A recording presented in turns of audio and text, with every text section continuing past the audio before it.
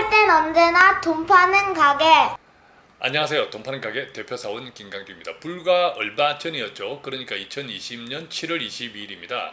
삼성증권 주식회사가 탄생한 이후, 즉 설립된 이후 최초로 정말 충격적인 사건이 최초로 터졌습니다.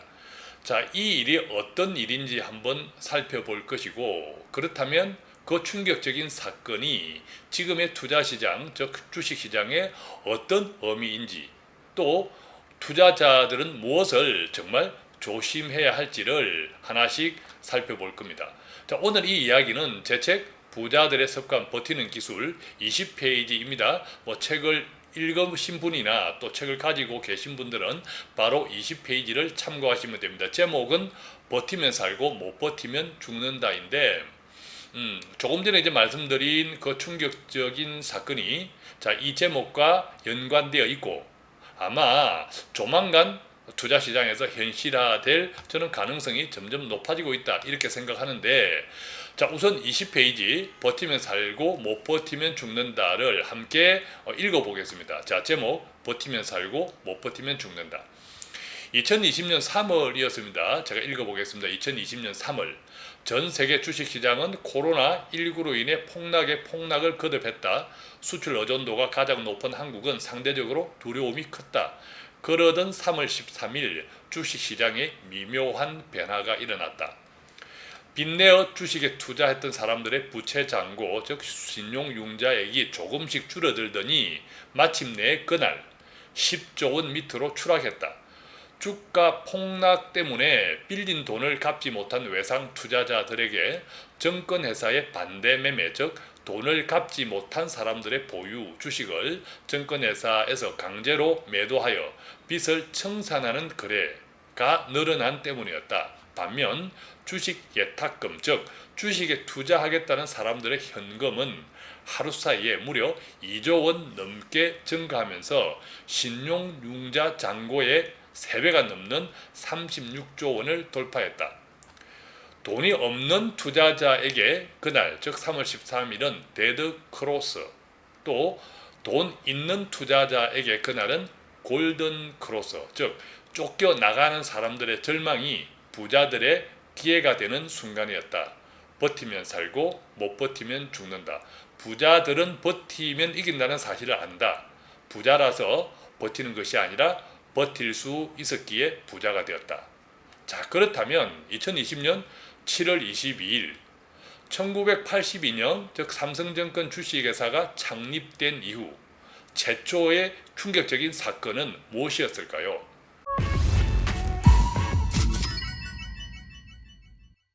바로 담보대출, 주식담보대출 중단을 선언, 즉 1982년 삼성증권이 설립된 이후 최초로 주식담보대출을 중단한 날이 바로 7월 22일입니다.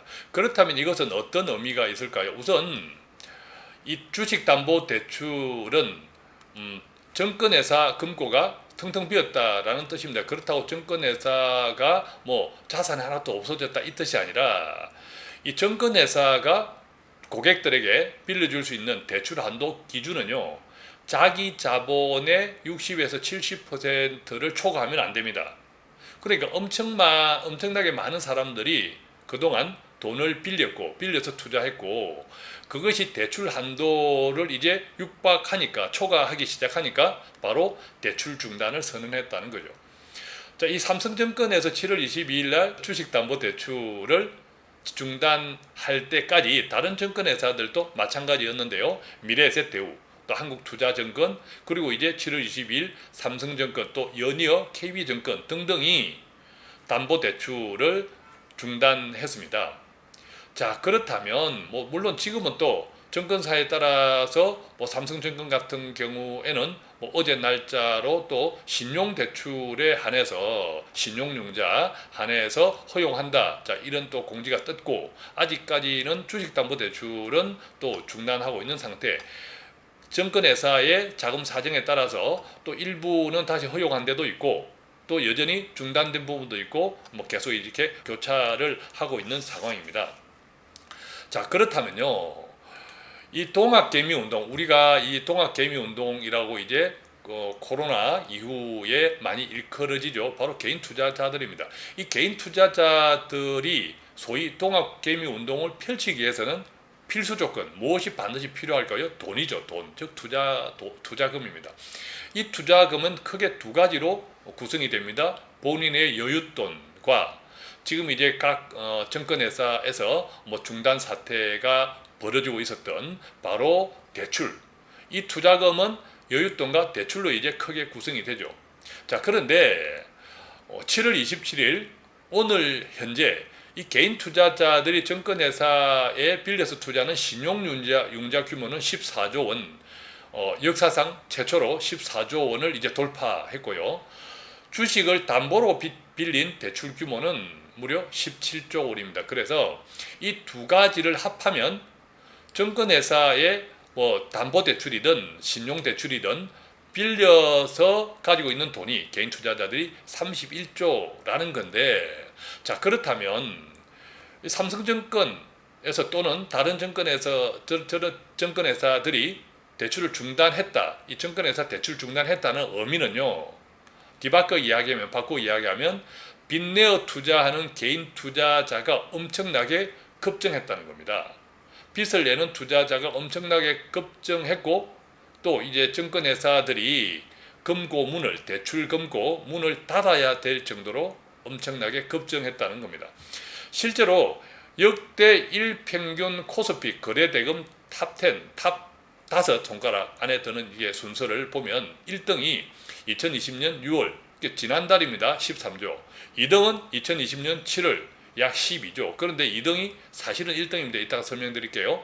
3등은 4월달 11조, 4등은 3월달 10조, 5등은 5월달 10조인데, 자, 1등에서 5위 역대입니다. 역대고 올해가 아니라 지금까지의 우리나라 주식시장의 통틀어 하루 평균 거래 대금 1등에서 5등까지가 다 올해 2020년 올해 이렇게 순서가 매겨지고 있습니다. 그 가운데 2위 2020년 7월 12조가 왜 사실상 이미 1조가 되었냐 하면, 자, 이 자료는 2020년 7월은 셋째 주 영업일까지를 기준으로 제가 이제 통계를 내본 거거든요. 그러니까 그 이후에 이미 1등으로 올라섰습니다. 7월달 기록이. 자, 역대 1평균 코스피 거래대금 탑5, 이 5손가락 안에 드는 이 순서가 전부 2020년 올해 집중이 됐다라는 거죠. 그러니까 개인 투자자들이 엄청난 돈을 빌려서 투자한 돈이 많다. 자, 더 충격적인 사실은 이 코스피 거래 대금의 약 70%, 69점 몇 %는 개인 투자자들입니다. 외국인 아닙니다. 기관도 아닙니다. 개인 투자자. 자, 이것은 2003년 4월 이후, 통계 작성 이후 역대급 최고 수준인데, 2020년 올해 개인 투자자들이 순 매수한 금액이 약 43조 원이라고 합니다. 이것은 7월 27일 어제 거래일까지 기준입니다. 이것은 또한 코스피뿐만 아니라 코스닥을 합친 금액, 즉 올해 들어서 코스닥에서 개인 투자자들의 순매수 금액은 무려 43조 원이다. 7월 27일자 거래일 기준 43조 원인데, 자, 여기서 한 번 더 조금 더 이제 이것을 나누어 보겠습니다. 이 43조 원이 어떻게 구성되어 있냐? 자, 이 그림에서 보면 예탁금과 융자 잔고 추이가 그래프로 이제 그려지고 있는데, 자, 밑에 자료부터 보면 예탁금은 지금 47조 원입니다. 47조 원. 예탁금은 뭐죠? 고객들이 주식에 투자하기 위해서 계좌에 가지고 있는 돈, 이게 47조 원이고, 융자 잔고, 이미 주식에 투자했는데 신용, 즉 외상으로 투자한 돈이 14조라는 거죠. 자, 여기서 그림에서 빨간 선은 융자 잔고입니다. 융자 잔고 계속 이제 빚으로 투자하는 금액이 빨간 선 뚜렷하게 늘어나고 있죠. 자, 여기서 또 이제 보이는지 모르겠지만 이 파란색은 종합 주가 지수입니다. 종합 주가 지수도 계속 쭉 올라왔습니다. 자, 종합 주가 지수, 증시가 좋아지니까 융자도 계속 늘어났죠. 반면 고객 예탁금은 신용 융자가 늘어나는 것에 비해서 고객 예탁금은 크게 늘어나지 않는 상태에 최근 이제 뭐 한 6월 중순 이후 6월 말 정도에서부터 지금 7월 달까지는 뭐 조금씩 늘어나고는 있지만 크게 괄목할 만하게 늘어나지 않고 오히려 옆으로 이렇게 개걸음하고 있는 그림이 보입니다. 반면 신용융자는 쭉 같이 올라가고 있는 그림도 또 우리가 함께 살펴보고 있는데, 이걸 이제 구체적으로 조금 들여다보면 개인 투자자들의 신용융자가 앞서 설명드린 대로 약 14조 원, 그러니까 14조 원의 빚으로 지금 개인 투자자들이 순매수해 있는 금액 가운데 14조 원은 빚으로 샀다. 빚으로. 자, 이것은 통계가 작성된 1998년 이후 최대 규모라고 하는데, 지난 3월 달만 하더라도 이 신용융자가 6조 4천억 원. 그런데 이게 딱 4개월, 지금 7월 달이니까 딱 4개월 만에 무려 2배 이상 크게 급증을 했다. 크게 늘었다라는 겁니다. 자, 구체적으로 한 번 더 보면요. 신용융자가 14조 원인데 주식담보대출 잔고는 17조 원을 넘어섰습니다. 자, 그런데 이제 신용융자와 주식담보대출을 잘 이해하셔야 되는데, 신용융자는 주식을 살 때 바로 발생을 합니다. 우리가 신용거래라는 것이 있죠. 그래서 보통 뭐 대체로 한 170% 정도, 내가 투자하는 현금 기준에 170% 정도 평균, 뭐 그까지 이제 신용융자를 일으킬 수 있는데, 이게 이제 14조 원이 개인의 순매수 가운데 포함되어 있다는 거고, 이 주식담보대출은 말 그대로 주택담보대출하고 비슷합니다. 그래서 이 주식담보, 내가 가지고 있는, 투자하고 있는 주식을 담보로 해서 현금으로 돈을 대출받는 겁니다. 현금으로 돈을 대출받아서 일단 내가 고객 예탁금을 가지고 있다가 그것을 내가 뺏어도 돼요. 대출받은 거니까 뺏어도 되고, 또 그 돈이 고객 예탁금으로 그대로 있을 수도 있고, 또 그 돈의 일부가 또 주식을 사는데 투자되었을 수도 있습니다. 그러니까 이 주식담보대출 잔고 17조 원 가운데 일부는 예탁금으로 머무르 있고, 또 일부는 또 투자자들의 상황에 따라서 빼서 찾아서 다른 용도로 썼을 수도 있고, 그 중에 일부는 또 주식 매매 자금으로 사용되었을 수 있다고 본다면, 아까 우리가 조금 전에 개인 투자자들이 올해 순매수 금액이 얼마라고요? 43조 원이라고 했죠. 이 43조 원의 거의 절반은 빚이다. 빚으로 이루어졌다. 이렇게 이제 조금 이제 해석이 되는 거죠. 자, 여기서 우리가 증권 주식회사에서 7월 22일 날 대출을 중단한 것도 여러 증권사들에서 앞다투어서 대출을 중단하고 한 것이 우리가 굉장히 주식시장 또 투자자들한테는 어떤 의미인지 한번 살펴보면요.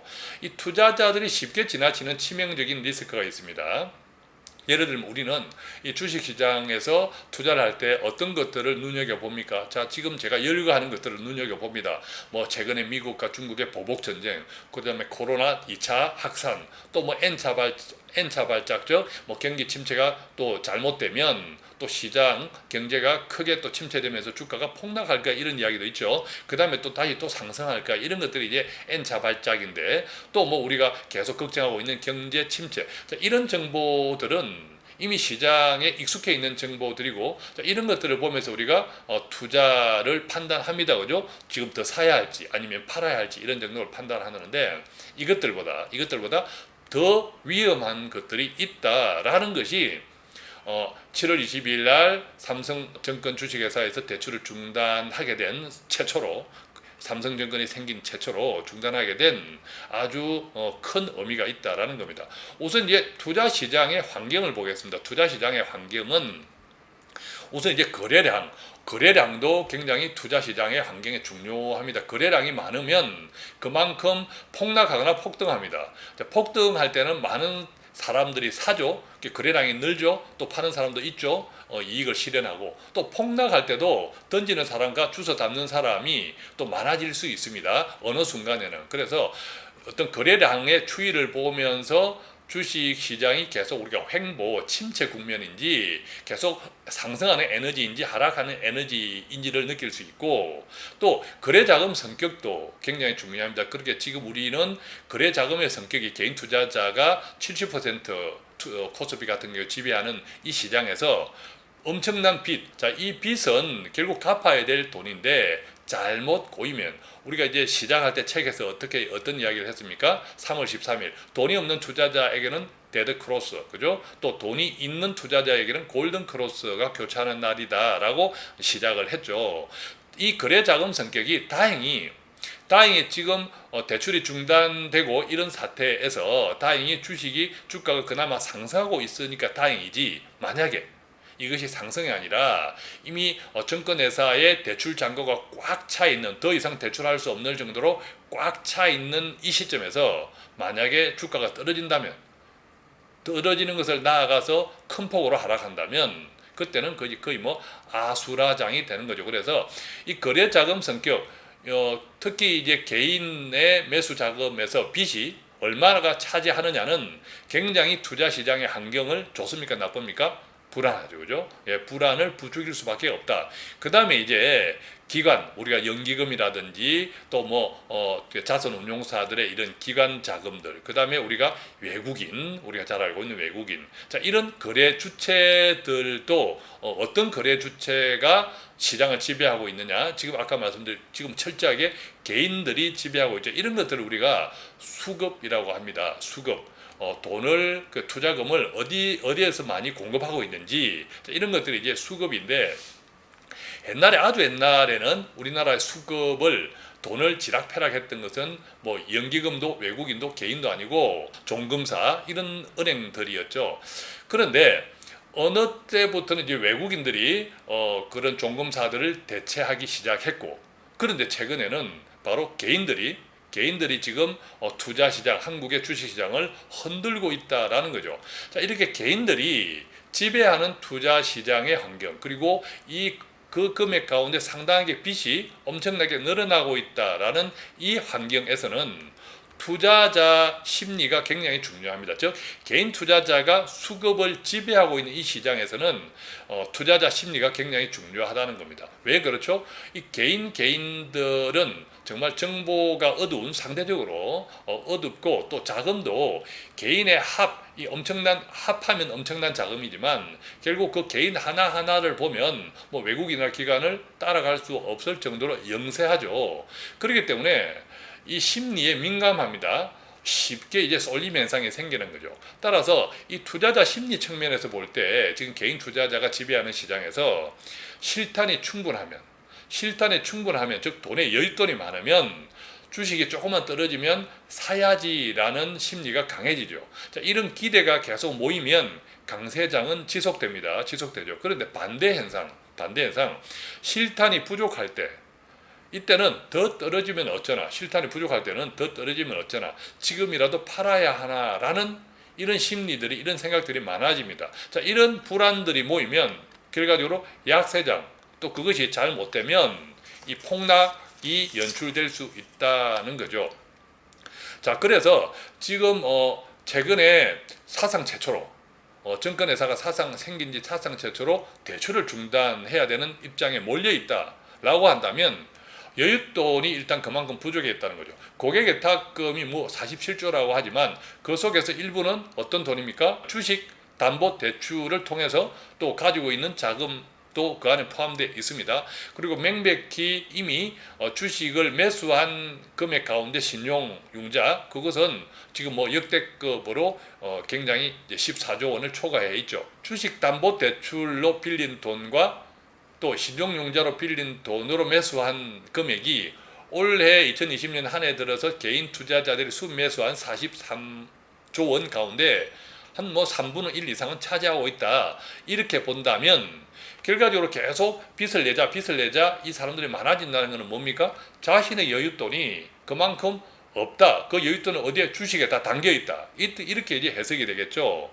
그렇게 되면 이것은 개인이 투자하는 시장에서 수급 불안 현상이 커지고 있다는 거고, 이런 불안이 모이면 약세장으로 이어질 수 있고, 여기에 바로 불안을 부추기는 시너지가 생기면 이게 공포 확산, 즉 폭락으로 이어질 수 있는데, 그 시너지들이 뭐냐 하면 우리가 지금 알고 있는 미중 보복 전쟁, 코로나 재확산, N차 발작, 경제 침체, 이런 것들이라는 거죠.